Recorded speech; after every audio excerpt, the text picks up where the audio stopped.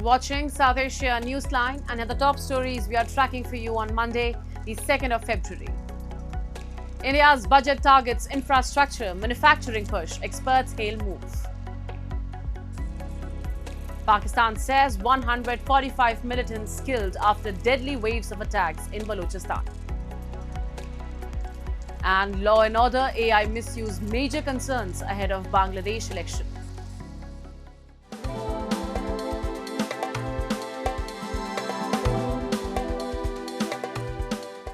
And now for all the details. Economists and industry experts have welcomed the Indian government's focus on infrastructure, manufacturing and fiscal discipline in its new budget, calling it a steady growth roadmap amid global uncertainty. We have a report. India's Finance Minister Nirmala Sitharaman on Sunday unveiled a $583 billion budget for the 2026-27 financial year, prioritizing infrastructure, defense and domestic manufacturing to sustain growth amid global trade tensions, while avoiding populist measures. Experts say the budget signals continuity and resilience as India manages the impact of U.S. tariffs over Russian oil imports. The government projects GDP growth of 6.8% to 7.2% next year, still among the fastest globally. The budget allocates a record $133 billion for infrastructure and $85 billion for defense, while boosting 7 strategic manufacturing sectors, artificial intelligence and data centers. Last year का जो capex allocation था 11 लाख करोड़ का, वो अभी 12 लाख हो गया है. सो वो एक हमारा डिमांड मीट हुआ. दूसरा, कंसीडरिंग के पूरे वर्ल्ड में जो अभी हो रहा है, टैरिफ्स का जो इशू है, अनसर्टेनिटी का जो इशू है, तो उसके लिए गवर्नमेंट ने एक मिड टर्म में या लॉन्ग टर्म में जो आत्मनिर्भर भारत का सपना है, क्योंकि अभी बहुत सारे प्रोडक्ट्स हैं जो हम लोग इंपोर्ट करते हैं. तो आप देखेंगे 7 इंडस्ट्रीज जो सरकार ने आइडेंटिफाई की हैं कि उनमें हम लोग अपना एक कैपेसिटी डेवलप करें, जिससे कभी भी डिफिकल्ट टाइम्स में हम लोग का डिपेंडेंस ना रहे. The budget proposes 7 high-speed rail corridors and new rare earth corridors to boost India's role in global supply chains, while committing to fiscal discipline. Analysts say the focus on self-reliance, strategic sectors and stability positions India to withstand global shocks and sustain long-term growth. In decision से एक चीज बहुत जाहिर होता है कि देखिए, जहां भी निवेशक जाना चाहेंगे किसी मार्केट में, सबसे पहले तो एक कहते हैं कि certainty of policy, regulatory clarity और कंटिन्यूटी ऑफ पॉलिसी, है ना. ये तीनों चीजें यहाँ बहुत क्लैरिटी से बहुत ऑब्वियसली इस बजट में बताई जा रही हैं. Pakistan's southwestern province of Balochistan was rocked by one of its deadliest waves of violence in years. Authorities say security forces killed 145 militants after coordinated gun and bomb attacks left dozens dead across the region. Give a report. Pakistani security forces say they have killed 145 militants during a 40-hour-long counter-operation following a series of coordinated attacks across Balochistan. According to provincial authorities, militants launched gunfire and bomb attacks in Quetta, Gwadar and various nearby districts as part of what they called Operation Harif, targeting security installations, banks and public infrastructure. Balochistan Chief Minister Sarfraz Bugti said intelligence agencies had reports of the imminent operation and security forces began protective measures a day earlier. Despite this, militants managed to strike multiple locations. So far, 145 dead bodies जो हैं वो हमारे पास हैं. We managed to kill 145 terrorists in 40 hours. This is the highest number since Pakistan is facing this war on terror. कि इतने कम अरसे में इतने दहशतगर्द जो हैं वो मारे गए हैं. उस पर कोई क्रिटिसिज्म कर रही है. हमारे 17 लॉ एनफोर्समेंट के जो लोग थे, जिसमें पुलिस और एफसी शामिल हैं, और एक हमारे जो नेवी का एहलकार है, ये इन लोगों की शहादतें हुई हैं. और सिविलियन हमारी जो कैजुअल्टीज हैं वो 31 हैं, और इसमें कुछ लोग जख्मी भी हैं. The banned separatist group BLA, the Baloch Liberation Army, claimed responsibility for the attacks, saying it launched the coordinated operation called Harif or Black Storm. The group claimed to have killed at least 84 security personnel, a claim that could not be independently verified. In Quetta, the aftermath of the violence was visible in burnt vehicles, bullet marks on buildings and sealed-off streets. जो है ना 2:30 बजे बेले वालों ने आया हमारे साथ खिड़की मिड़की छोड़ के अंदर घुस गया, फिर हम लोगों को मार के इधर मार दिया, सर में भी मार दिया, फिर हम लोगों को वर्दी भी बोला वर्दी उतार के निकलो, फिर हम लोगों ने वर्दी उतार के फिर हम लोगों को बैंक से निकाल दिया इन लोगों ने। कल आया था महंगे लूट लिया, आज हालत शुक्र है सही है, कुछ भी नहीं, आवाजा माजा कुछ भी नहीं है, कुछ भी नहीं बता रहे लोग, ये हालात खराब है सही, लेकिन सही जा रहा है। Balochistan, Pakistan's largest and poorest province, has faced a decades-long insurgency by ethnic Baloch separatists seeking greater autonomy and a larger share of natural resources. Pakistan's Defense Minister Khawaja Asif said 2 recent attacks also involved female perpetrators and that militants were increasingly targeting civilians and laborers. The military said security forces repelled attempts to seize cities or strategic sites, blaming Indian-sponsored militants. However, India has rejected the allegation, with Foreign Ministry spokesperson Ranveer Jaiswal calling it baseless and urging Pakistan to address the region's long-standing internal grievances. Meanwhile, a leading Kashmiri-based activist has accused Pakistan of using proxy narratives to shift the blame for terrorism onto local Kashmiris and hide its own role. He warned that Pakistan is increasingly relying on sleeper cells and proxy groups to maintain plausible deniability at the global level. A report.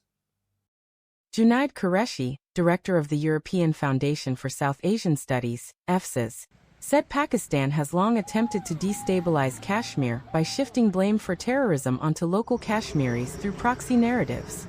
Citing attacks, including the Red Fort blast in Delhi, he said these efforts aim to conceal Pakistan's role as a state sponsor of terror. Qureshi added that Pakistan increasingly uses proxies to maintain plausible deniability at international forums, and warned that such tactics are evolving, including the exploitation of vulnerable groups and drug networks. You know, there is a narrative being created because Pakistan has been exposed many times on the international platform within the region that Pakistan is a sponsor of terrorism.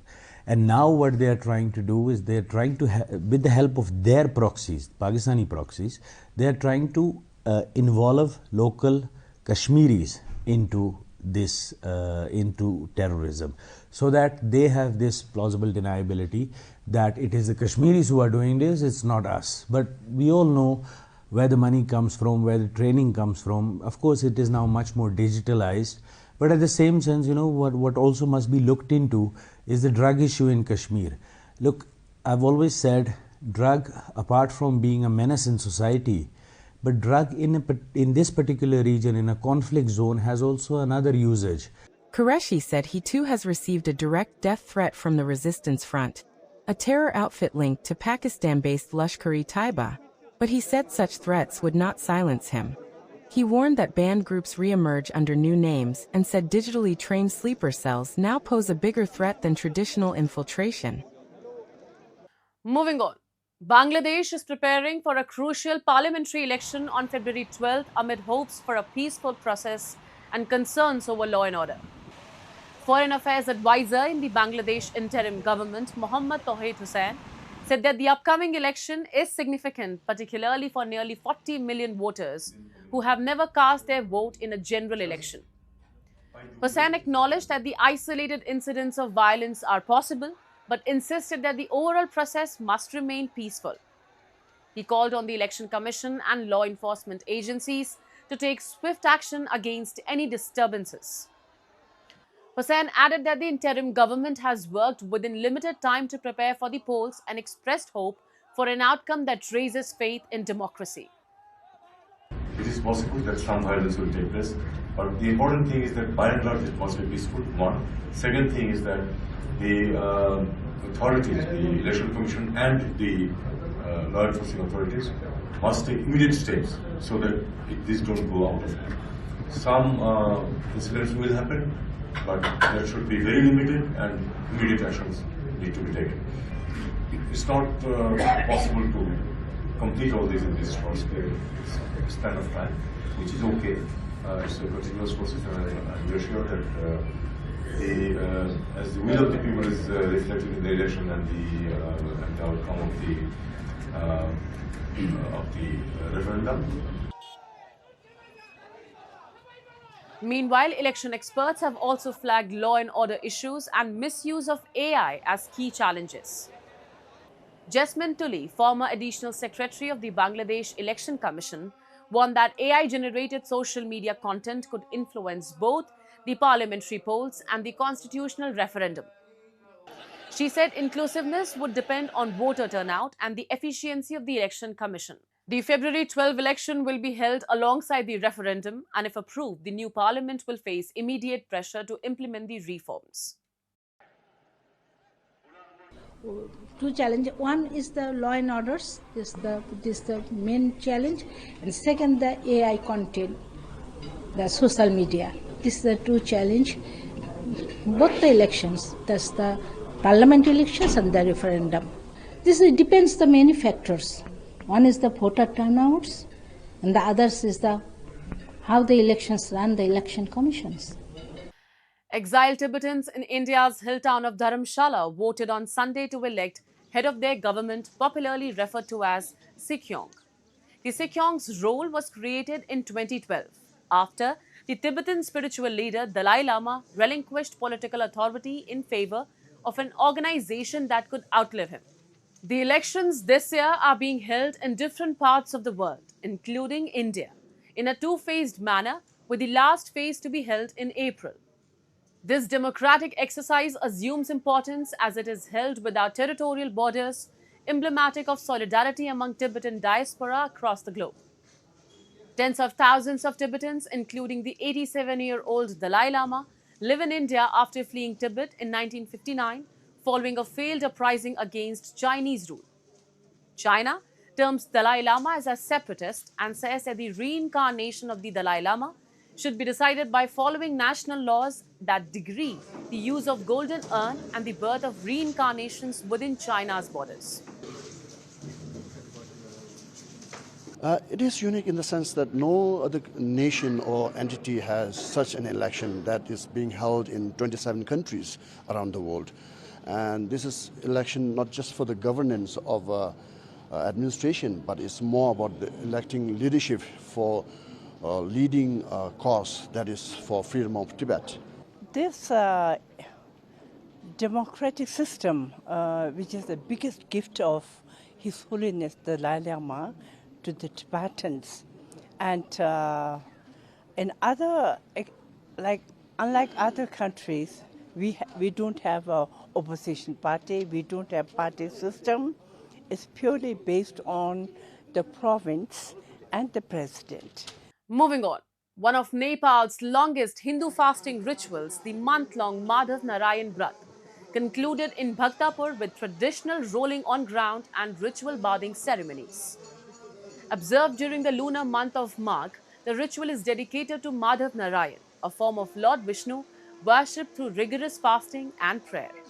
Each day, devotees wake before sunrise, take a holy dip in the river, and remain motionless in the cold water until priests complete chanting sacred hymns. Devotees observing the fast follow strict rules, including walking barefoot, refusing certain foods and oils, and following a disciplined routine. The ceremony culminates with ritual bathing, followed by a symbolic rolling on the ground toward the river, witnessed by thousands of worshippers.